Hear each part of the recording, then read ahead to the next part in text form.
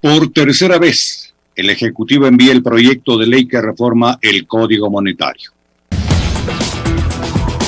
Radio Economía.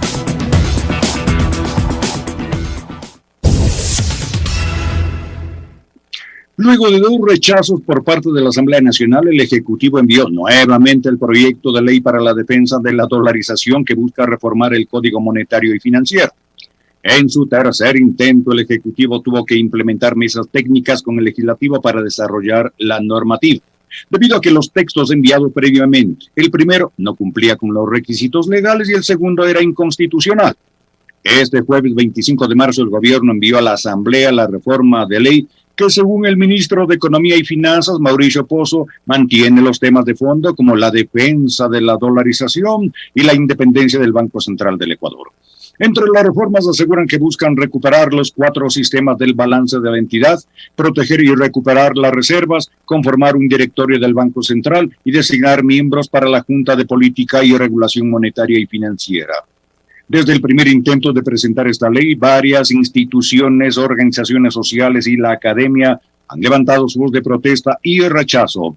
Por ejemplo, el Consejo de Participación Ciudadana y Control Social emitió un exhorto al presidente Moreno para que desista de esta reforma. El Observatorio de la Dolarización también alertó que lo que se buscaría es la privatización del Banco Central. Cuestionaron la conformación de su directorio, que estará compuesto por actores privados que buscarían formular e implementar su propia política monetaria, y entre otras críticas a las reformas planteadas, el proyecto facilitaría la salida de capitales al derogar los mecanismos que limitan la posición de activos externos del sistema financiero. El Consejo de Administración Legislativa CAL deberá calificar o no esta normativa y, al ser de carácter económico urgente, el Legislativo tendrá 30 días para su tratamiento en caso de que pase esta normativa. Alexis Moncayo tiene la palabra sobre este tema en Pichincha Opina. Muchas gracias, profe. 7 de la mañana con 16 minutos. Antes, mandar un fuerte abrazo hasta la provincia del Napo, en el Tena. Nos está escuchando Teodoro Antonio Eras. Un fuerte abrazo, Antonio. Desde Madrid también, Vicente Moncayo nos saluda. Un fuerte abrazo, tocayo, para usted. Teníamos otro saludo desde Esmeraldas, por acá. A ver, de Sucumbíos, Carlos Cañas. Carlos, un abrazo también hasta Sucumbíos. Y don Mario Alvarado desde Esmeraldas también nos está siguiendo. Un fuerte abrazo para todos ustedes, quienes nos ven y nos escuchan en el resto del país, no solo en Pichincha, y también, como no, en el resto del mundo, como por ejemplo Inés Chuquilla, que nos escribe desde Escocia, en Edimburgo. ¡Qué bien! Hasta allá llegamos. Fuerte abrazo para usted, Inés. Bueno, la necedad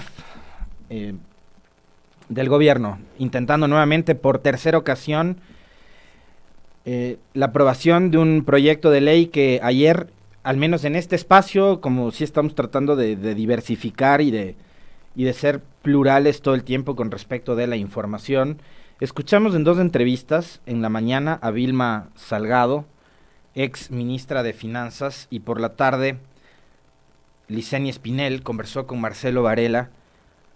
Decían y hablaban y se referían a las implicaciones y los riesgos que tendría nuestro país y nuestra economía que el Banco Central finalmente termine controlado, manejado por manos privadas. Y, por ejemplo, hay un tema en particular que siempre lo suelen mencionar los especialistas en esta área, y es el hecho de que para ser miembro del directorio proponen que quienes lleguen a esas instancias tengan una experiencia de tantos años y no sé qué, ¿no? Entonces, empezando por eso, ya te marcan una línea de que quienes van a controlar el Banco Central deben haber tenido un paso y una experiencia en instancias del sector privado y que controlan el tema financiero, ¿no? Entonces uno se pregunta y dice, bueno, ¿esto qué tan parecido es a lo que sucedió durante la crisis de finales de los años 90 e inicios del nuevo siglo, cuando todo el sistema financiero se fue al traste, ¿no? Porque ahí se pusieron las instituciones públicas como el propio Banco Central y la Agencia de Garantía de Depósitos, que fue creada en el Congreso Nacional con una mayoría social cristiana y demócrata cristiana, pusieron todas las instancias públicas al servicio de los privados. Entonces, en esa época, mientras a usted, que fue cuentaahorrista, le tocó esperar años para poder recuperar sus ahorros, que además después de la devaluación que tuvo el Sucre, su posterior pulverización y desaparición, y con un dólar de 25,000 sucres, prácticamente sus ahorros se volvieron polvo, ¿no? Pero les tocó esperar un montón de tiempo para poder recuperar.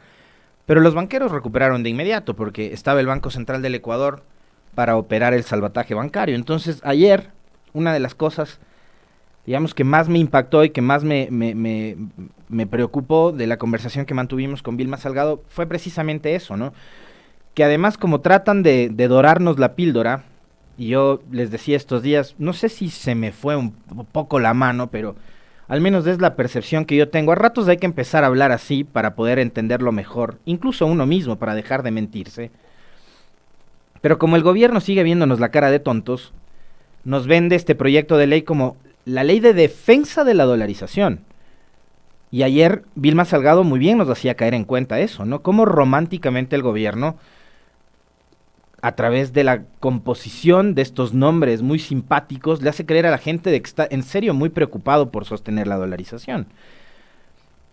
Así como cuando se aprobó la ley de apoyo humanitario, que de humanitario no tenía nada y de apoyo menos.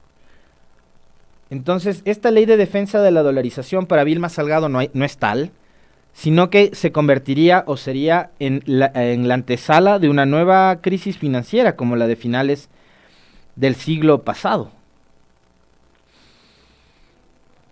Decía Vilma Salgado que con esta ley de defensa de la dolarización el gobierno de Lenín Moreno está creando un ambiente muy parecido al que existió en la víspera de la crisis financiera del año 99, con el agravante de que en esta ocasión se está pretendiendo privatizar el Banco Central del Ecuador. Y yo creo que es necesario conversar también sobre los aspectos políticos, los respaldos y las críticas que tiene este proyecto de ley.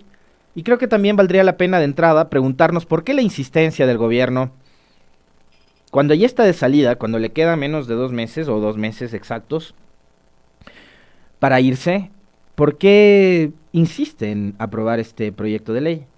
Yo no creo que sea únicamente para lograr cumplir una de las metas o uno de los acuerdos para que venga el nuevo desembolso de los multilaterales, del FMI. No creo que se trate únicamente de eso, creo que hay muchísimas cosas más de fondo. Creo que tiene que ver también con la facilidad que tendrían los grandes captadores de capital para poder llevarse precisamente ese capital al exterior, como bien lo advertía Vilma Salgado ayer. Y eso lo que significaría es que nuestra economía se va a quedar sin muchísimos dólares, porque no estamos hablando de que usted se va de turismo al exterior y de que con su tarjeta de crédito hace compras por 500, por $1,000 y paga ese porcentaje de impuesto a la salida de divisas. No estamos hablando de eso, estamos hablando de que hay gente en este país que se lleva por montones la plata al exterior, a bancos en Panamá, por ejemplo, donde tienen sus otras inversiones. Y eso sí implicaría un gravísimo, gravísimo riesgo para el sostenimiento de la dolarización, porque la dolarización no se sostiene con otra cosa que no sea el dólar.